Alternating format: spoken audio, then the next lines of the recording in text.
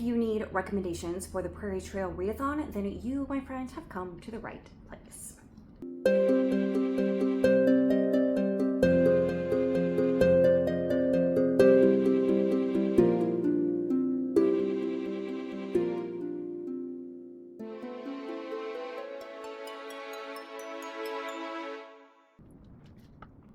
Welcome to In Search of Wonder. My name is Anne, and today I have a combination shelf spotlight / recommendations video to share with you some ideas of possible reading material for the Prairie Trail Readathon if you want to stay on topic and read books that are largely related to the Prairie Trail, the westward expansion. The theme of this readathon is about primarily the journey west, the wagon trails, the settling down, carving a life out of scratch, the prairie life, building the towns, or going a little bit further in time, the discovery of gold and the rush to dig for gold and to make a new life out west. That's what it's all about. So any book that falls in that category is a perfect fit. And I have quite a few books on my shelf, most of which I have not read yet, that I want to get to. And so I'm going to be pulling from those in the month of August to read. Some of them I have read and I will be able to recommend to you. So that's the recommendations part of this video. I also have some books that are not on my shelf that I have read in the past that I can recommend, and I'll be sharing those as well. Plus some books also not on my shelf that I am going to be keeping an eye out for and are on my radar as far as wanting to read them at some point. Maybe this August, maybe another time. But they're books that interest me that I want to read. So the books I have read, I will recommend with confidence to you. The books that I have not read yet, obviously, I haven't read them. So I don't know if I could recommend them per se, but because they interest me, I thought perhaps they would interest you. So I will share them with you and you can look into them and decide if you want to read those books as well.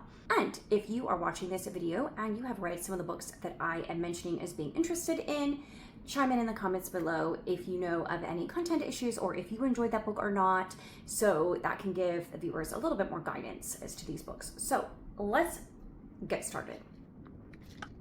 I have nonfiction books, I have vintage and classic books, and I have Christian fiction, plus a little bit of classic / vintage, more like vintage Christian fiction. To begin with, let's start with really the series that started it all. Of course, I'm talking about the Little House on the Prairie series, and this is what I have so far in my collection. I do not have the whole series. Well, this one I have, Little House on the Prairie, because it is the 75-year anniversary, and I bought this one as a souvenir in Missouri when I went to Almanzo and Laura Ingalls Wilder's homestead there. So this book is very special to me, and even though it's not the same edition as the others, I love it, and I'm not switching it out. So I have that one.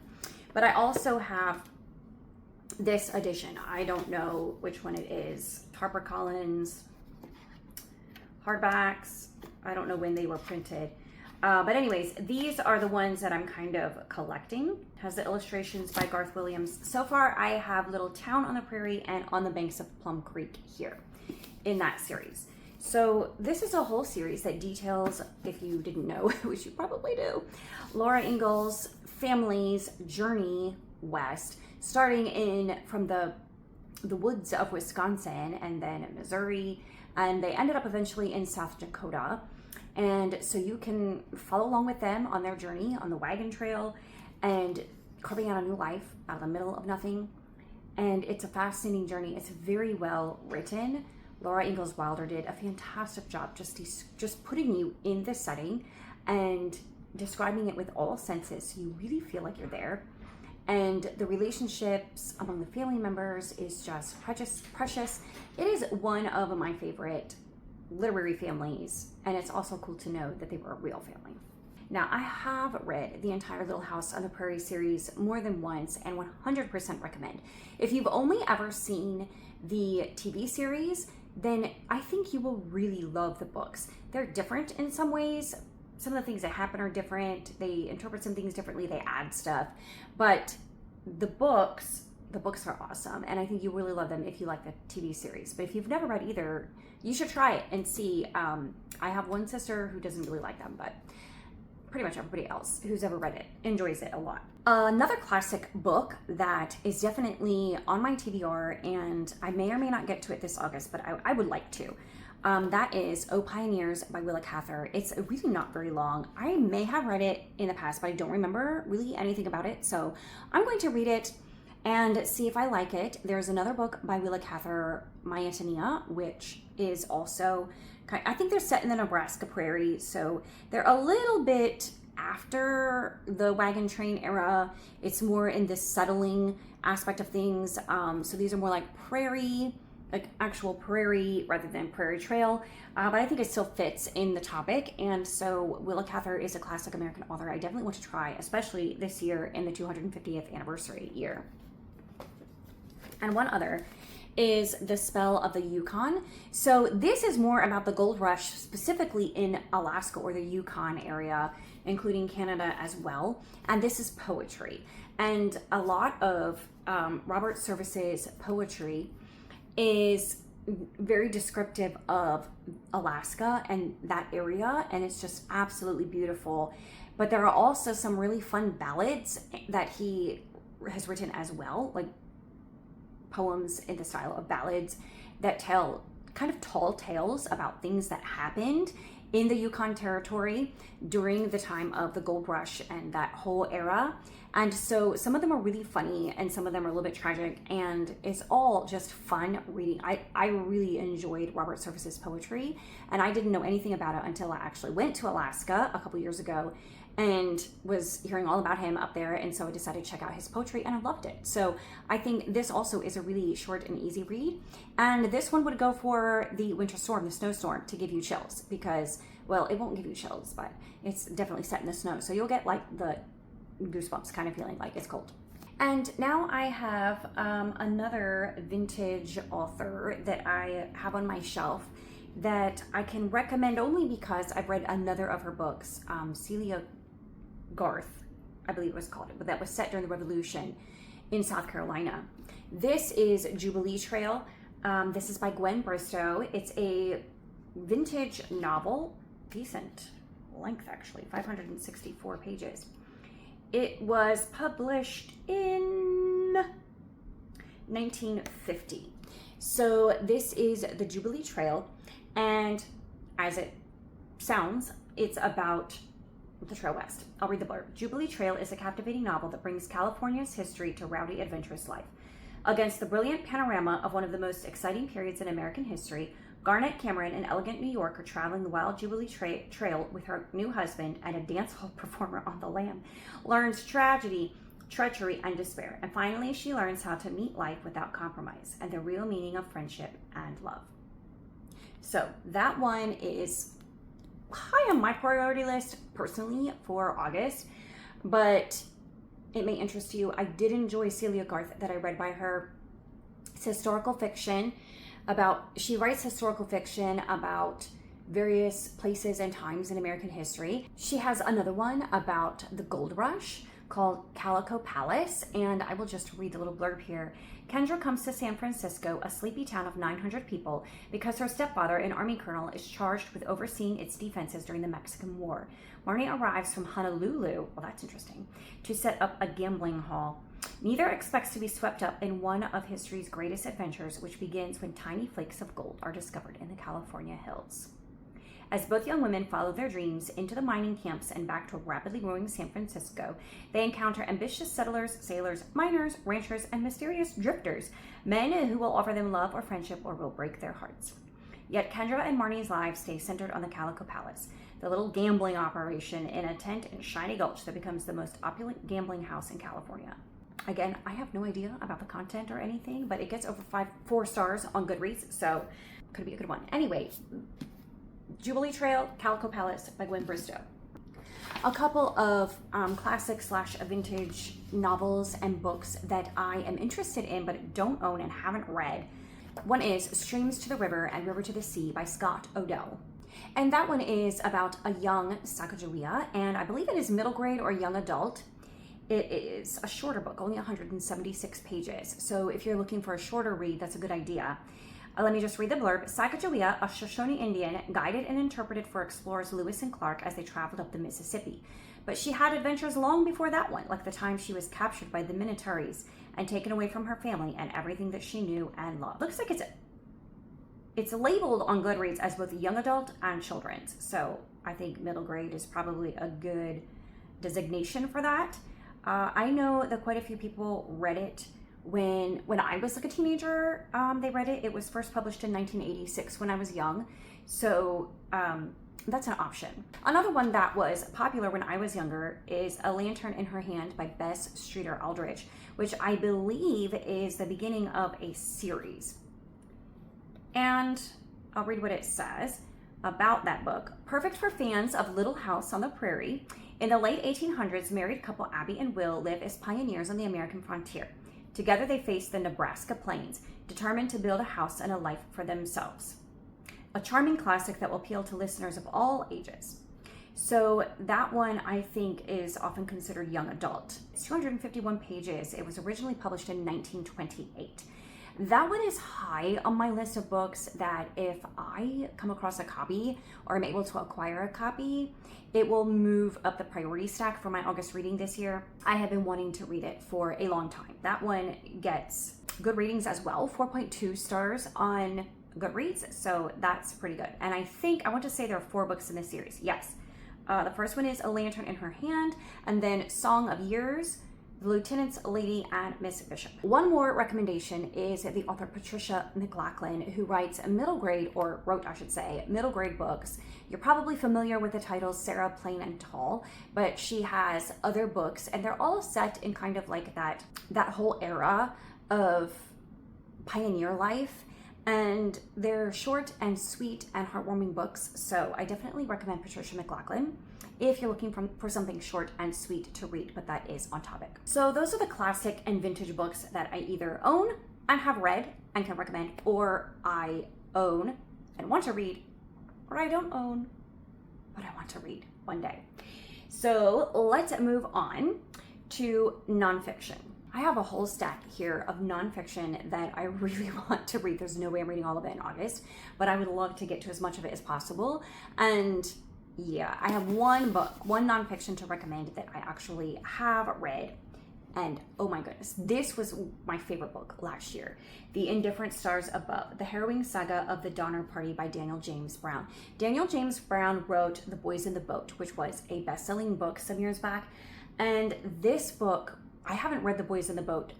I just recently acquired it, so I may read it in the future. But this one is just amazingly written. But if you want something for the prompt, the injury prompt, the injury challenge, which is a book that triggers you, this one. This is the one you're looking for. But please be prepared. Please be prepared. If you know anything about the Donner Party, you know that it's not a happy story. And it doesn't have a completely happy ending. This book does end on a very hopeful note. And I feel like he really writes about these terrible situations with so much nuance and grace and balance and insight. And it's just well done. It's well done. If you're going to read a book about a harrowing topic, you want to read it by someone who is handling it well. And Daniel James Brown, he does that. He does it beautifully. And it was such a great book. I know it sounds weird that I enjoyed it so much, but I did. And it stuck with me for a long time. So this one I do very much highly recommend if you're prepared to read a book that could possibly be very triggering in terms of graphic content and situations that are not pleasant to read about by any means. One other nonfiction on my shelf that I have read and I loved and I absolutely recommend is Pioneer Girl by Laura Ingalls Wilder, edited by Pamela Smith Hill. And this is the annotated autobiography. This book is actually Laura Ingalls Wilder's original book that she set out to write. It was a personal memoir or autobiography of sorts. And she began to write it detailing her and her family's experiences on the wagon train west, and she was intending to publish it as such. But when she and her daughter Rose were writing the book, they were trying to sell it to a variety of different publishers, and they were not getting any bites. Nobody was willing to publish it as it was. So it took them some time. They worked it and reworked it and rewrote it and edited it. They still were not getting any traction with it. And finally, they started rewriting it as a children's story, and they kind of fictionalized it a little bit. They made it less autobiographical and more story-like. And immediately, they were able to publish it, and it became a bestseller. And the rest is history, as they say. But this is the original book that she started to write, and it is heavily annotated by Pamela Smith Hill, who compiled this book here, and she studied and researched all of the instances mentioned in this book by Laura Ingalls Wilder. She studied all the characters. She figured out who Laura Ingalls Wilder was talking about. She nailed them down as much as she could to actual real people who existed, and she looked into their records. It's exhaustive. And if you are interested in or curious about Laura Ingalls Wilder and her family, you definitely want to read this book. Plus, it is a beautiful book. It is one of the display books on my shelf because it's just gorgeous. I really enjoyed reading that last year for the Prairie Readathon. And I have a handful of nonfiction that I haven't gotten to, but I want to. This is a biography of Laura Ingalls Wilder by Donald Zokert, which I picked up in De Smet, South Dakota a couple years ago when I went there with my sisters. That was the town where the Ingalls family settled, and they helped to build that town. And their fingerprints are still all over it. Anyway, I picked this book up there in a shop and intended to read it. I've been intending to read it ever since, and I haven't. Maybe this is the year. I keep forgetting to mention some of the prompts that these books can go with for the reading challenge. Now, a lot of the prompts and the challenges are going to be very personal to you, like giving an author a second chance. I don't know what authors you've tried before and not liked, so any of these could work for that. Or a genre you don't normally read, or a comforting book. I'm not sure what's comforting to you necessarily, although I could make some recommendations for that. Any book you want, rereading a favorite. A lot of those are personal, so I can't make recommendations for those. But if there are any prompts that these cover, I will tell you, other than I know I already mentioned the injured one. Little House series would go for Stranger Danger because they are about a real person. They also could be comfort reads or rereads depending on your situation. But this one, and of course the nonfiction, they all go with that prompt, which is The Mountain Pass. This one, Love Untamed, is about couples in the Old West or in the pioneer times and their love stories. And some of them might be names you might recognize. Jim Nugent, Isabella Bird, more about her in a second. Doc Holliday and Kate Elder, Frank Butler and Annie Oakley, but a lot of them, I've not heard of them, at least I don't think so, but I am curious to read this. I may not read the whole thing, I might dip in and out of it, but this one is of interest to me, and that would go for Stranger Danger because it is about a real person or real people.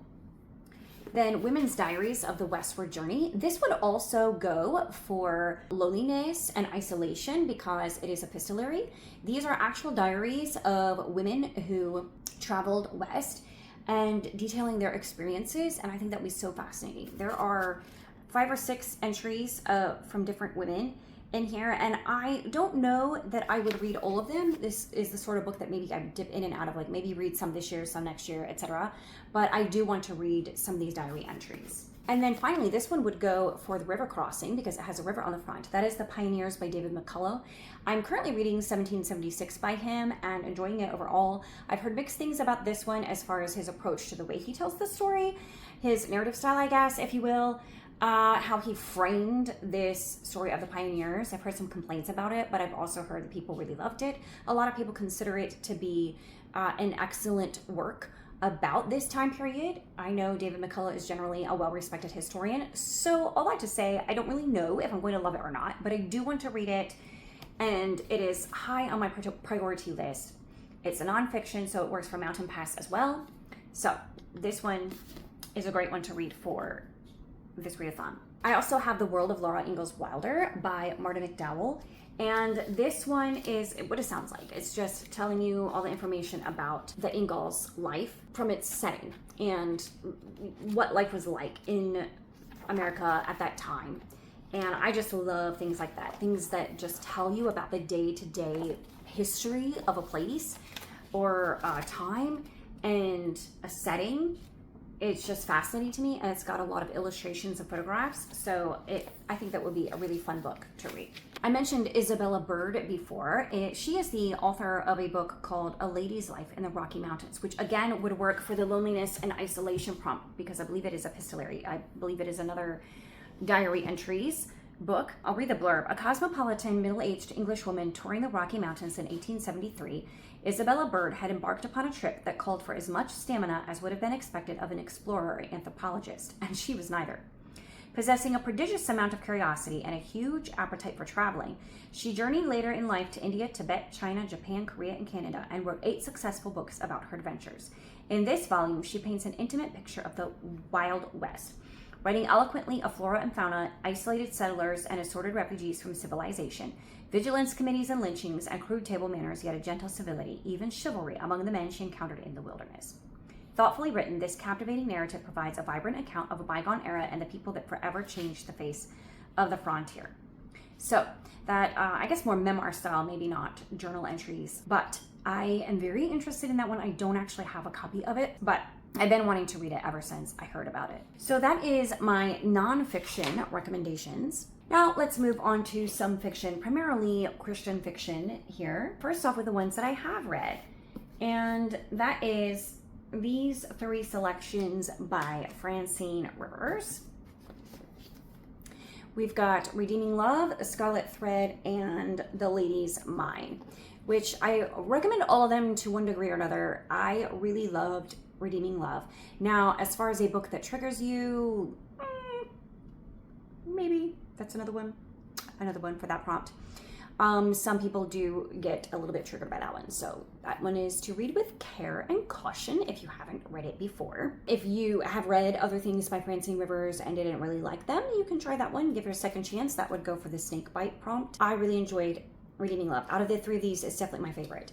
The Lady's Mine is a much easier book to read. It's much more lighthearted overall. It's more of just a fun historical romance. There's not a lot of depth to it in terms of faith content or spiritual growth or anything. I didn't personally love the 2 main characters in it. And also I thought they sort of deserved each other. So wasn't my favorite by her, but a lot of people loved it. So you might like it. Just because it wasn't my cup of tea necessarily doesn't mean that you won't love it. So give it a try if that sounds good to you. And then The Scarlet Thread has been so long since I read that, I really don't remember much about it. So I couldn't tell you really one way or the other about it. I do recommend it. I mean, I think any of Francine Rivers' books are worth reading, but I don't remember anything specifically about that one. I do know that it is a dual timeline, and the historic timeline is set in the Oregon Trail. So that's how it fits here. And The Redeeming Love and The Lady's Mine are both set in the Gold Rush era. And then this one, my sister gave me, and I haven't read yet. I have read other books by Melissa Yagers, which are set in like small town in the West or the Midwest. That was the Teeville Moral Society, which was, well, they were fun. They were fun historical romances. Nothing too deep, definitely some lighter reading here. And this one I think is no exception. Let me read the little blurb on the back. It's set in the 1880s, I believe. Desperate to keep the ranch where 3 of her children and a husband lie buried, Annie Gephardt must marry or sell. Which of the few bachelors in town would consider a surprise proposal to wed a plain widow with a rebellious daughter, a spirited boy, and unpaid taxes without laughing in her face?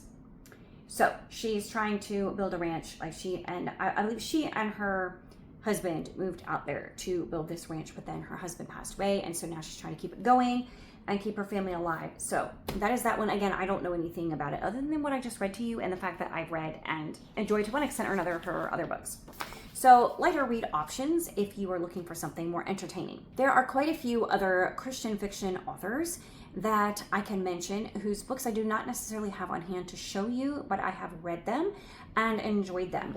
And the first one I want to mention is Lori Benton. She has a few books. She wrote a lot like in the colonial era, so kind of just before this westward expansion idea, but a lot of them are set in the frontier, so they definitely have that vibe. This particular one, The Pursuit of Tamsin Littlejohn, was set in Western North Carolina in 1787.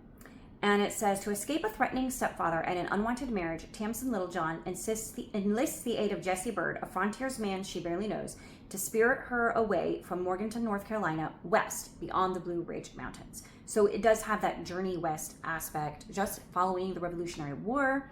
And I remember really, really enjoying that one. I read it some years ago, but I really enjoyed it when I read it. Then there is the Kindred series, which is Mountain Laurel and Shiloh. And Mountain Laurel is not as much in the frontier aspect of things, but Shiloh is. It's set in the New York, upstate New York frontier area in 1795. And so it's not west like you think of west, but it's definitely that whole idea of building a land from scratch in the frontier, and it has all of those frontier elements that you would expect to find, you know, like building a cabin and hunting for your food and keeping safe from the tribal people, etc.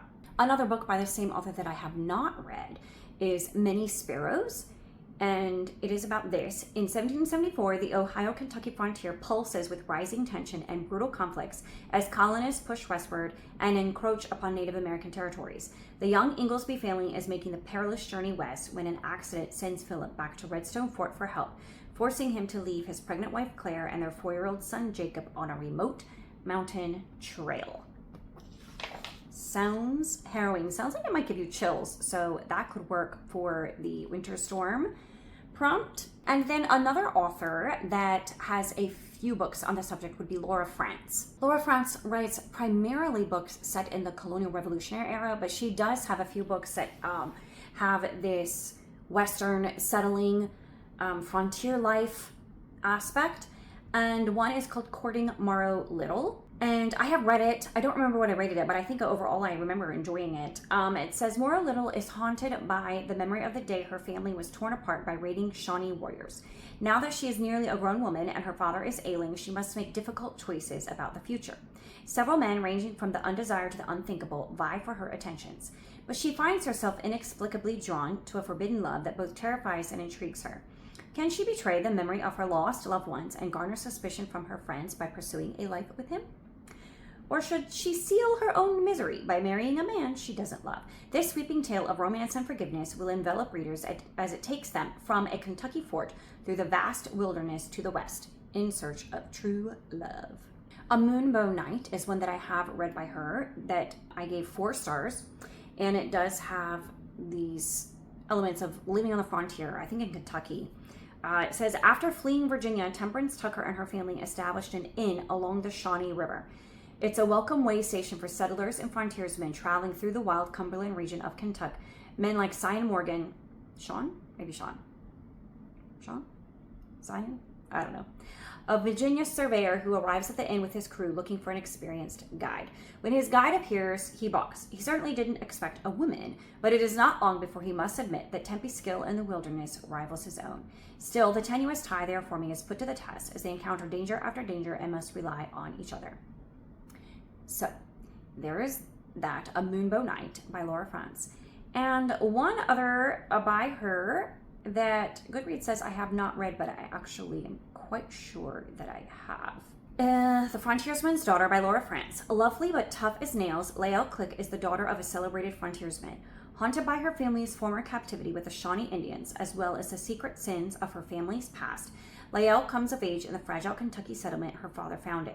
Though she faces the loss of a childhood love, a dangerous family feud, and the affection of a Shawnee warrior, Lael draws strength from the rugged land she calls home and from Ma Horn, a distant relative who shows her the healing way of herbs and roots found in the hills.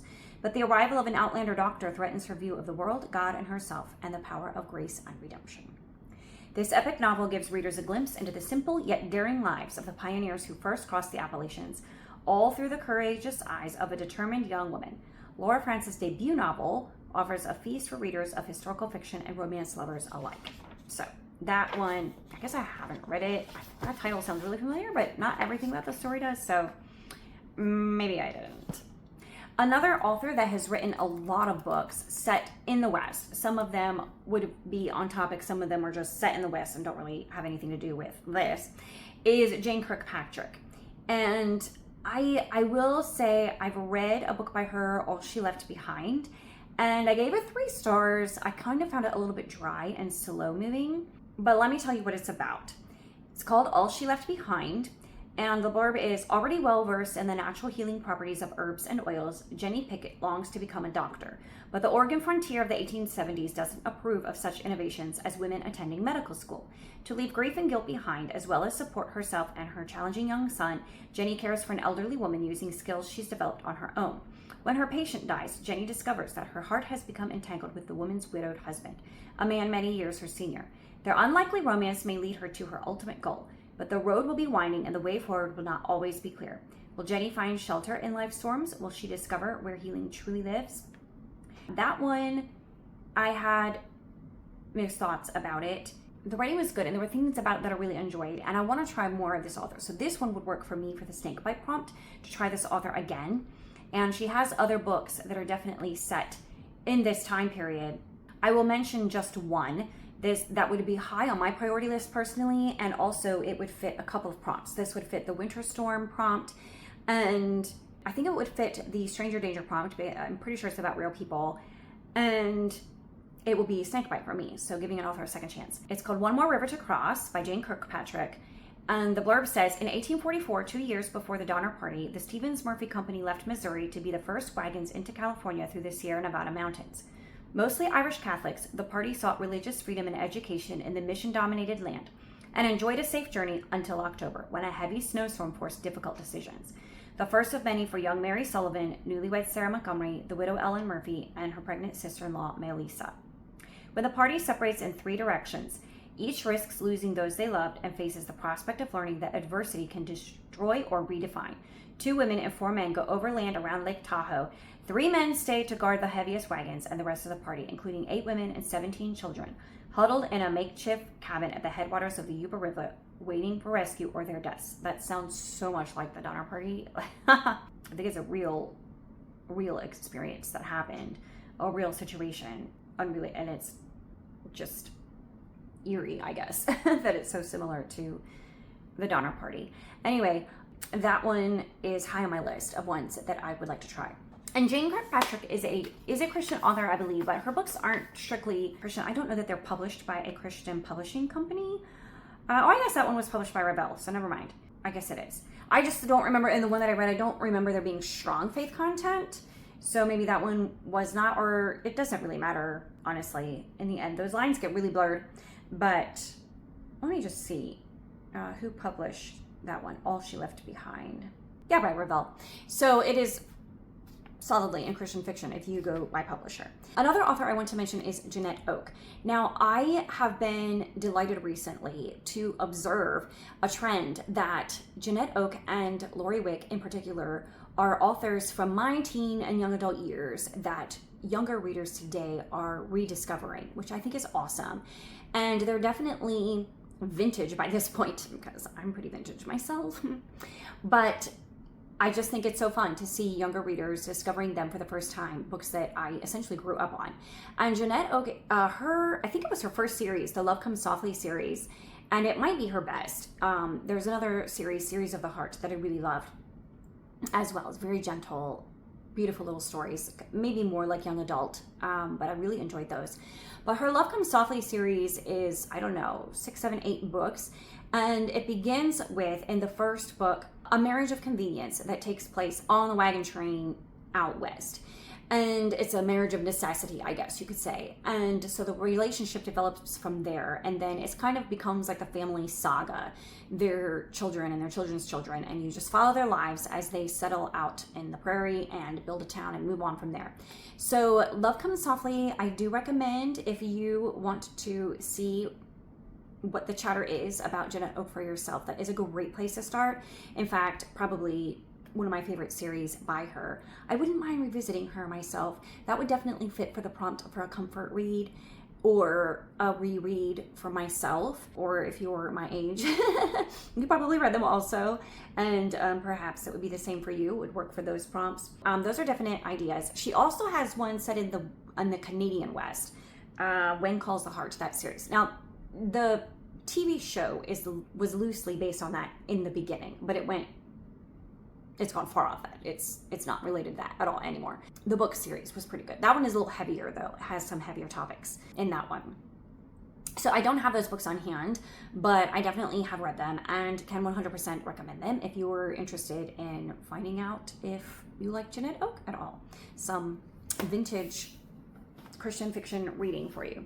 All right, those are my books that I have on my shelf and my recommendations for the Prairie Trail Readathon. Let me know in the comments if any of these intrigue you, or if you're going to add them to your TBR for the month, or if you have read any of them. Just add your comments. Do you recommend them or do you not? Was there something that you did not like about them? Let everybody know in the comments so we can all have some fun choices to add to our August reading. And I will see you next time. Bye.